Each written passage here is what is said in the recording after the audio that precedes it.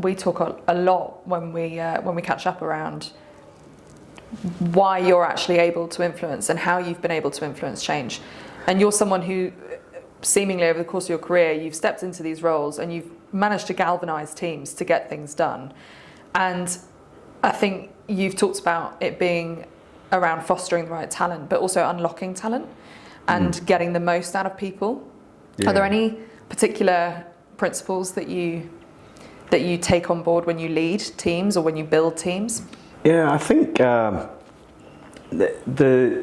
thing of when you're in a position of leadership is knowing when is the right time to get involved.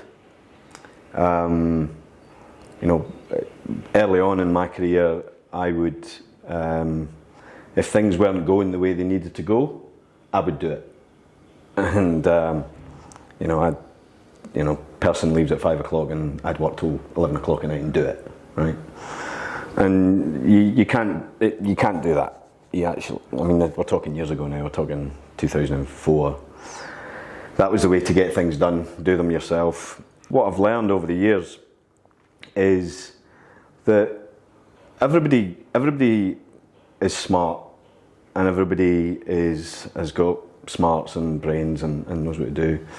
And actually, it's about creating an environment that allows people to have the space to not what I would call, and I've done a lot of work on some of the great training at BP was around psychology and how people think. And if you create the wrong environment, people will think with their amygdala, which is fight or flight, which doesn't allow them to use the brain.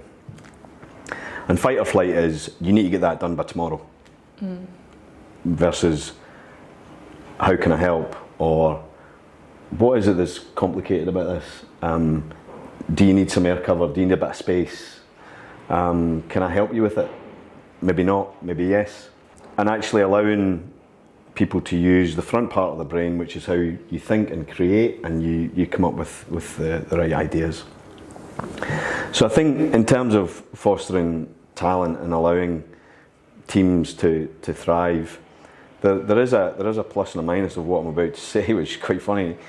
I got into a very good place where teams that worked for me had worked for me for years, that it was a case of I was able to empower those teams, which meant all I had to do was provide air cover and make sure that they felt trusted, and that if anything happened or went wrong, there wasn't going to be consequence or the Spanish Inquisition, but more we would learn from it and we would fix forward.